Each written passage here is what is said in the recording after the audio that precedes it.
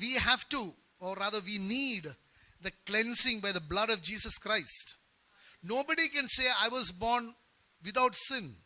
I want to tell you, my dear brother, my sister, if anyone teaches you that there is one or two people or many people who are born without sin or have not committed sin, the people who are teaching you that are liars. Because that is contrary to the word of God. The word of God very clearly says that all have sinned and fallen short of the glory of God. Word of God also says all need a savior. That is why Jesus Christ was born. He says that Christ was born, he shall be called Jesus, that he might save everybody from their sins. Are you with me? So everybody needs. Now you might think, then why God is so powerful? God could have created, okay, Adam sinned. Now he'll pass a decree that all the children of Adam will not be under sin. Or they will not have the tendency to sin.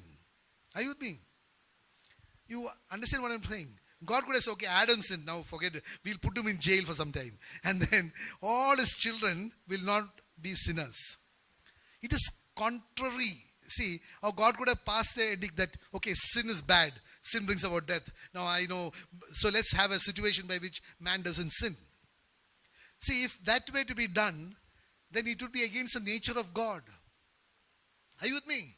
It would be against the nature of God, because the word of God says in the book of Genesis chapter 1 verse 26 and 27. First says, let us create man in our image and likeness. Verse 27 says that then God created man in his image and likeness. So God created man in the image and likeness of Jesus Christ. Are you with me? One. So Jesus Christ had free will. Adam and Eve had free will. Okay? Now if God says, okay, now I'll create a situation by which there won't be any more sin because sin is bad, then God is literally taking away your free will. Are you with me? God is taking away your free will, and you will therefore not be in the image and likeness of Jesus Christ, because Jesus Christ had free will. Are you with me? Let's read the book of Philippians chapter 2 verse 5 to 8. First of all, it says, let this mind be in you, which is also in Christ Jesus. If Jesus Christ had free will, we also should have free will. Because free will is a right of God, right of man. God cannot take away your free will, because he created you in the image and likeness of Jesus Christ, who had free will. He would be otherwise tampering with his creation. So let's read this. Let this mind be in you, which was also in Christ Jesus, who, being in the form of God, did not consider it robbery to be equal with God. So who did not consider it to be robbery to be equal with God? Who did not consider it? Jesus Christ. He did not consider it. So he exercises free will. Should I or should I not give up my divinity? He had the choice. He exercises free will. Hello, are you with me? He exercises free will to give up his divinity. Next verse says, but made himself of no reputation, taking the form of a bondservant and coming in the likeness of men. This likeness is the human flesh, that is the Son of Man, coming like the Son of Man. So Jesus Christ had free will. Therefore, since we were created in the image and likeness of God, Jesus, we also have free will. So God cannot create a situation in our lives where you don't sin. Are you with me? He allows you the freedom of free will, because that is your birthright. That is your creation right. Otherwise, he will be tampering with the image and likeness in which he created man, which is originally in the image and likeness of Jesus, who had free will and who exercised free will. So you'll find God gives us a free will to choose. That is why God's first, my brother, I want to tell you, this free will has to be exercised by each one to become under the lordship of Jesus. That is why baptism, take an example of baptism, child baptism. There is no free will. Are you with me? There is no free will exercised.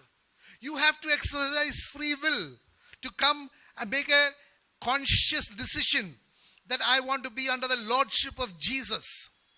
That is why Mark 16:16 says, believe and be baptized.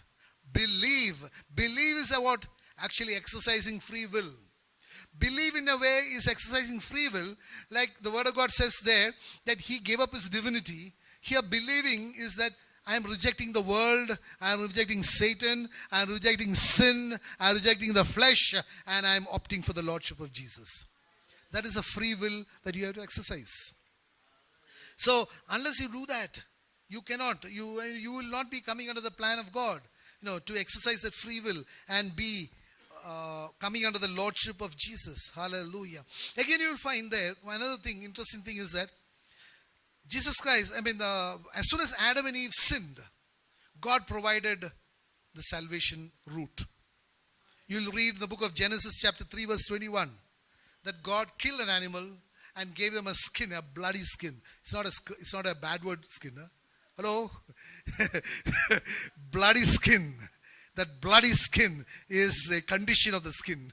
It was not tanned and which you could put it as a shawl or something. No. It was with fresh blood. Signifying again what the Lord again prophesied. If you read the book of Genesis chapter 22 verse 13.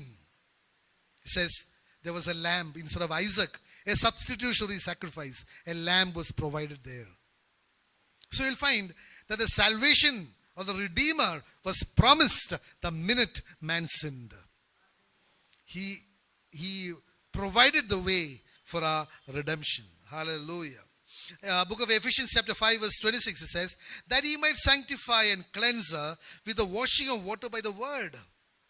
So, again, there is a great choice that the Lord makes. This is Ephesians chapter 5 is usually read at the time of marriages, talking about what should be the relationship between a husband and a wife. That it should be as a relationship of Jesus and his church and all that. Now, we are not going into that, but I just want to bring to your attention one or two scripture in connection with that. So it says that he might sanctify and cleanse her with the washing of water by the word. So, you understand one thing, that the object of the Redeemer is to purify us and to save us. To purify us, that is the sanctification, that is the justification, and then to make us children of God, to save us. That is his great plan. Because you will find that purification takes some time. If you read the book of Esther chapter 2 verse 12, you will find that Esther had to be prepared for 12 months. 6 months was consisting of, of myrrh.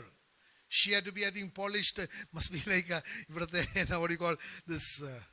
Massage. I don't know how it was. For 6 months it was that. And the next 6 months was of perfumes.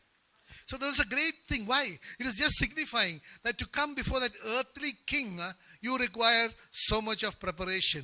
How much more, my dear brother, my dear sister, to come before the King of Kings and the Lord of Lords. 2 Corinthians chapter 11 verse 2 talks again. For I am jealous for you with godly jealousy, for I have betrothed you to one husband, that I may present you as a chaste virgin to Christ. This, of course, is Paul is talking about, because he has been instrumental in the hands of God to bring the people of Corinth to Jesus Christ. So he has a personal interest in each one. He sees each one as a bride who is prepared for the groom, for the day of the wedding of the Lamb of God. Are you with me? So he on behalf of Christ, as an ambassador of Christ, he is jealous. See, there is a godly jealousy. It is not a jealousy arising out of some sort of fear factors or anything. It is a jealousy arising out of godly, that he wants to see that you are preserved, chaste in every respect for the King of Kings, for the Lamb of God. So he says, I am jealous for you with a godly jealousy, for I have betrothed you to one husband. I am the one who preached to you. I am the one who told you about Jesus Christ. I am the one who told you that there is a God who wants to make you his own. And when something happens in your life, it distresses Paul. So similarly, my dear brother, you must understand that God is preparing each one of us for that day when Jesus is going to come in all his glory and might, and he's going to take his church, the glorious church he's going to take. Are you with me? So we should be prepared for him. So he says, as one husband, today one husband is a problem. Hello? Because one husband is a problem. Because God's word says in the book of Hosea 5:4, it says, you adulterers, you have got a spirit of adultery in you. Because you don't want only one husband. Today you go to some of these traditional churches, you will find there are so many husbands. Hello? So many husbands, and one of them is Jesus. One of them is Jesus. But there are many other husbands. Some may be bigger, taller, fatter, better looking. Maybe drawing the attention more. Maybe more money is falling in front of that. But there are more than one husbands. But God's word says, hear, O Israel, the Lord thy God is one. You shall love the Lord thy God with all your heart, all your soul, all your mind, and all your strength. The second one is okay. You obey the first one, the second one will be automatic. It will be a fruit of the first one. Are you with me? Let's say one husband. One husband. I wish the church will recognize this. Today, the affections of the believer is partitioned among many. And out of them, one of definitely is Jesus. I mean, a reasonable church would have definitely Jesus there. I want to tell you, my dear brother, my sister, you do not know what you're getting into. What deception that you are under. Because God's word says that you, I'm telling you have been prepared as in a spiritual manner as a bride for Christ. So be like, today I attended a marriage in the morning. I mean, not this thing. One of my people who were working with me got married. And you can see the joy in the face, the expectation. Today is the first day they are going to be together. As husband and wife. Such great joy, such great expectations. And I'm sure that boy would have expected her to be a chaste virgin. Hello? That is the same expectation that Jesus Christ is going to come. Hallelujah. So you understand one thing. Jesus Christ does not need to find out anything. He knows your heart. So it is for us to keep our hearts chaste and pure so that when He comes, you will be found acceptable to Him.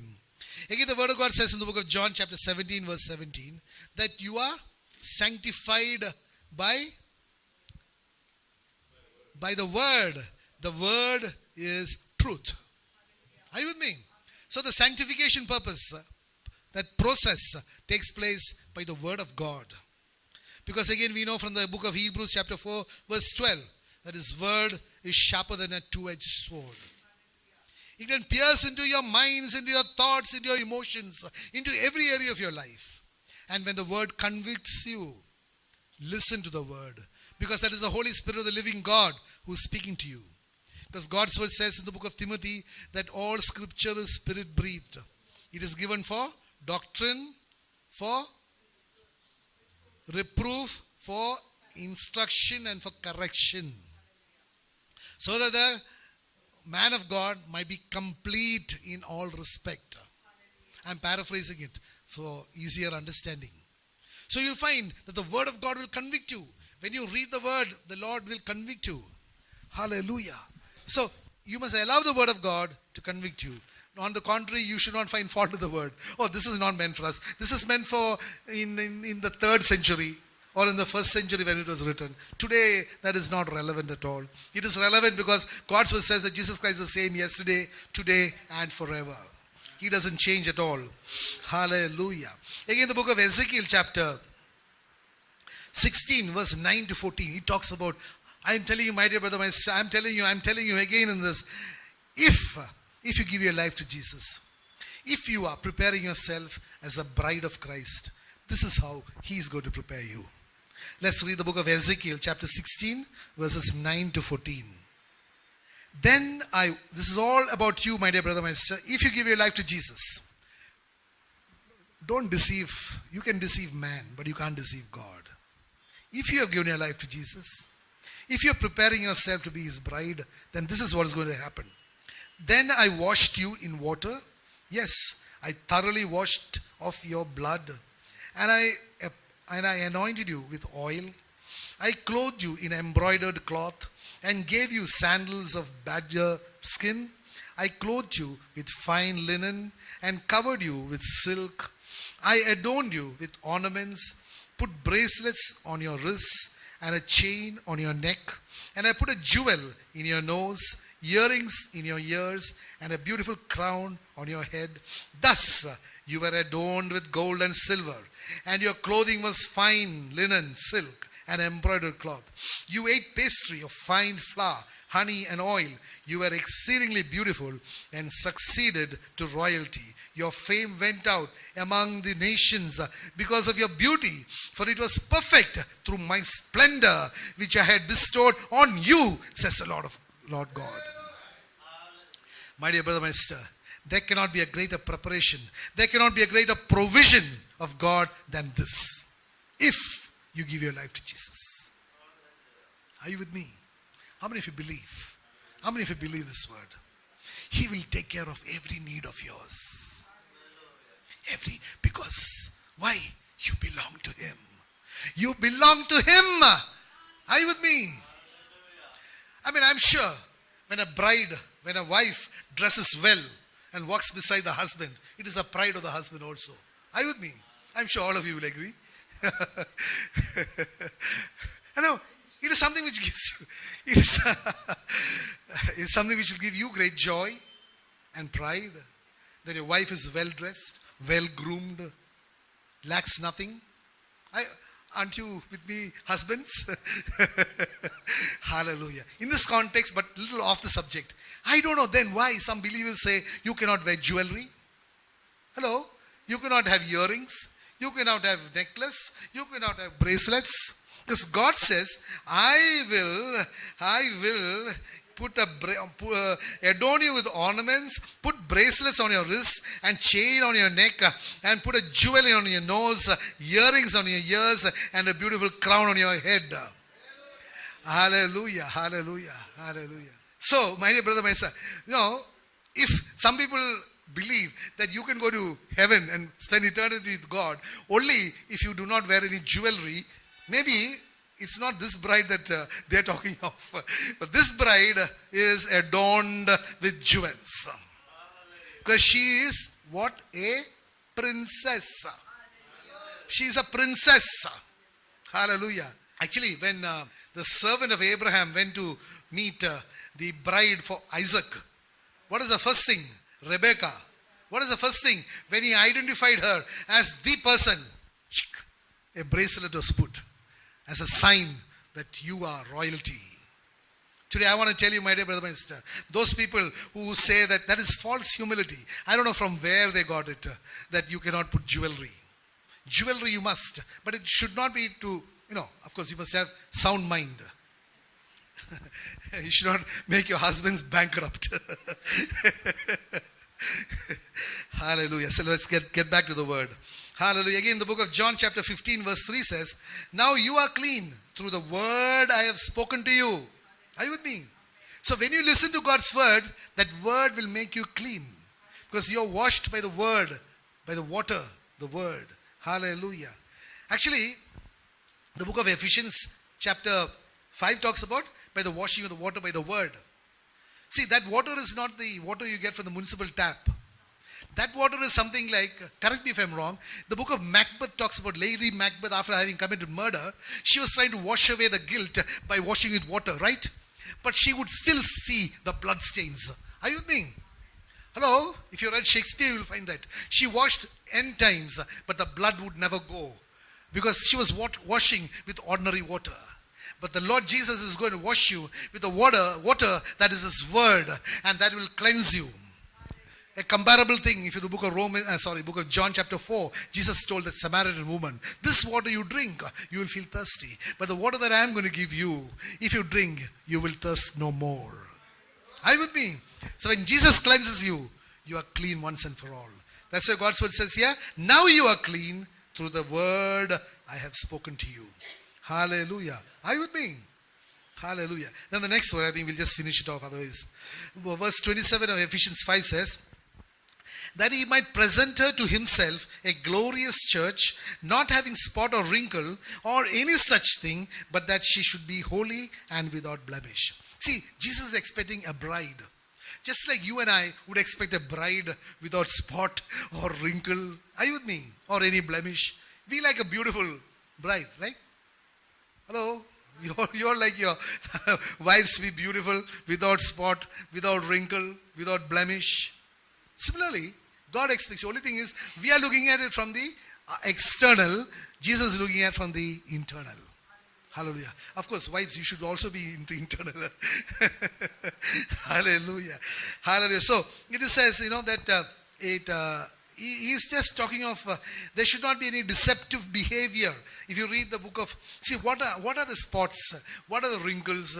What are the blemishes? Some of them, if you read the book of Peter, 2 Peter chapter 2 verse 13, talks about some of the things which could cause these spots and wrinkles, and will receive the wages of unrighteousness as those who count it pleasure to carouse in the daytime. They are spots and blemishes, carousing in their own deceptions while they feast with you. See, he is a double-minded person. When he is in the fellowship, he is with you, feasting, praising, shouting. But inside is a totally different person. Are you with me? Having friendship with the world. God's word says in the book of James chapter 4 verse 4 that friendship with the world is enmity with God. Are you with me? So this double nature.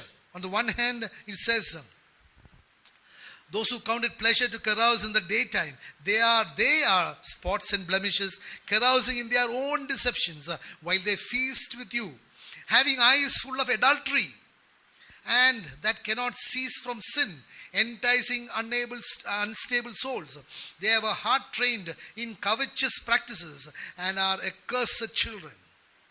They have forsaken the right way and gone astray. So you'll find these are the spots and the wrinkles. God is not talking of any mole mark or you maybe ever 70 years old and you have got some lines. No, that is his creation. He knows. When you grow old, you'll have some lines and all that. No, it is internal. It is a heart that should be without spot or wrinkle or without any blemish. Or take James 3:6. That is again a great thing which can bring about a spot, wrinkle or a blemish. That is the tongue. Hello, the tongue. Talks about the tongue is so small member of the body, but it is so powerful. It can destroy. It can, like we know, it can determine the course of a ship. It can be the cause of a great forest fire. So we need to control our tongue. When we do all that, you will find there is a great description of the church which is without spot, without blemish or without wrinkle. If you go to the book of Ephesians chapter 3 verses 14 to 19, it says, "For this reason I bow my knees to the Father of our Lord Jesus Christ, from whom the whole family in heaven and earth is named." I want to tell you, my dear brother, my sister, there is a family in heaven and there is a family on earth. Who are the members of the family in heaven? People who have died and gone are with Jesus there. Who's the family here? People who are still waiting for the Lord to come. All, it says, "For this reason I bow my knees to the Father of our Lord Jesus Christ, from whom the whole family in heaven and earth is named." So we are in the same family. Only thing is we are in two locations. Are you with me? We are in two locations. We are in two different physical realms. One is in the spirit realm with the Father, because there is, of course, there is the glorified body, definitely. But we are here on earth. Hallelujah. From whom the whole family in heaven and earth is named, that he would grant you according to the riches of his glory to be strengthened with might through his spirit in the inner man. So he expects you to be strengthened, strong, knowing the truth that nothing can come against you. Nothing is going to waver your faith. Are you with me? Hallelujah. Because because you are able to understand what are the riches of his glory. What is his ability? What he can do in my life. What is the thing that he has already achieved and made me a heir to while I am here?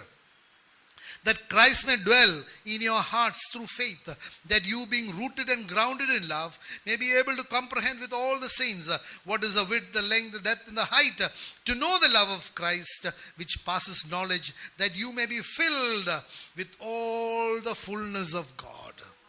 Are you with me? It is a fullness of God that God wants. So he wants to fill you. He wants to sort of fill you with his presence. Are you with me? But he wants you to be without spot, without blemish, without wrinkle. A chaste virgin. So that is why He has given us a word. He has given us so much of the benefits of giving your life to Jesus. I want to tell you, my dear brother, my sister, it is not something which we can, any amount of listening to God's word in a place like this will not give you the full dimension. You need to sit before Him. You need to meditate upon the word, and God will reveal into you a life. Hallelujah. He will tell you, He'll speak to you in so many ways what is His provision for you. How much He's able to come and do in your life. You must just sit before Him. You must just love Him. You must just love to spend time with Him. Then you will find the whole thing, dimension being changed. Because He says, you're not able to comprehend. It surpasses your mind, understanding. So, our God is great. Say, our God is great.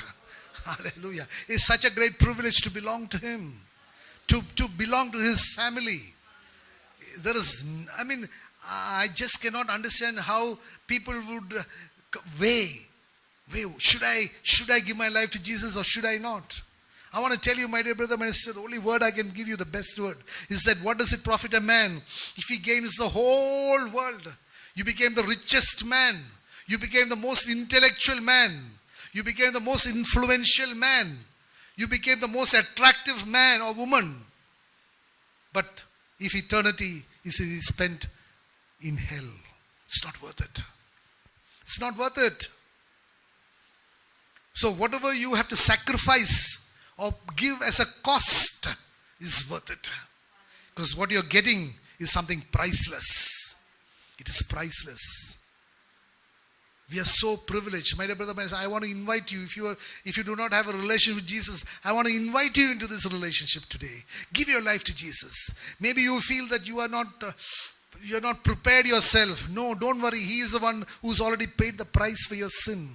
All that you have to do is confess your sin. Tell Him, Lord Jesus, I have sinned. I need you. I need your blood to cleanse me of all unrighteousness. I want you to come into my life. I want you to be my master, my king. I want you to rule and reign over my life. Say, my life belongs to you, Jesus. I'll tell you one thing. If you make that prayer, I can assure you that your life is going to be totally different. Because He will now enter into your life. He will now allow you to taste the fullness and the provision of God. I want to tell you, today you make up your mind. This will be the most important decision that you will make in your life. This will be the most, if you give your life to Jesus, it will be the most, words cannot express. It will be the bestest. Some people say bestest. There cannot be a decision that you take in your life which is more profitable than this. Give your life to Jesus. Hallelujah. Hallelujah. Then if you have decided, then just read Psalm 23. He talks about so many things which is your own. I'm not talking, say it is restricted to that. It is just a foretaste. It is just a foretaste of what He will give you. Hallelujah.